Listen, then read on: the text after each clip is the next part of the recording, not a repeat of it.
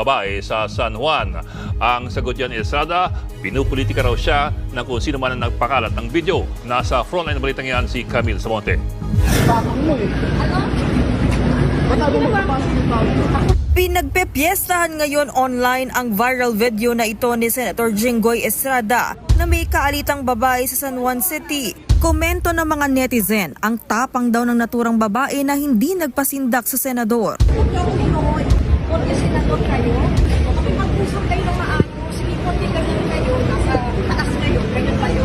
Naglabas ng pahayag ngayong araw si Senator Estrada kaugnay sa kumakalat na video online. Ayon sa senador, noong April 18 pa raw ito nangyari. Nagpunta raw si Estrada at mga tauhan niya sa isang gymnasium kung saan tumuloy ang mga nasunugang residente ng Barangay Batis. Ia-anunsyo raw sana niya na mamimigay siya ng tulong pinansyal. Pero pinigilan daw sila ng mga lokal na opisyal ng San Juan City. Mahigit 1 oras daw silang nakiusap sa mga opisyal pero hindi pa rin sila pinayagan. Dahil dyan si Senator Estrada na raw ang lumapit at kumausap sa kanila hanggang nakasagutan niya ang babae. Ayon pa sa senador, totoong ginamit niya ang kanyang posisyon. Pero ito raw ay para makatulong sa mga kababayan niya sa San Juan. Tingin ni Estrada may bahid politika ang kumakalat na anyay mapanirang video.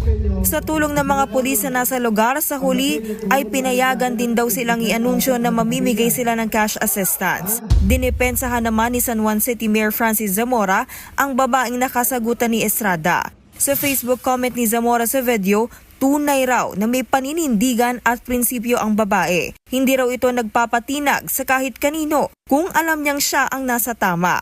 Patuloy namang sinusubukan ng News 5 na makuha ang panig ng babae sa video na nakasagutan ni Senator Estrada. Nagbabalita mula sa Frontline, Camille Samonte, News 5. Mga kapatid, Lucy Cruz Valdez po.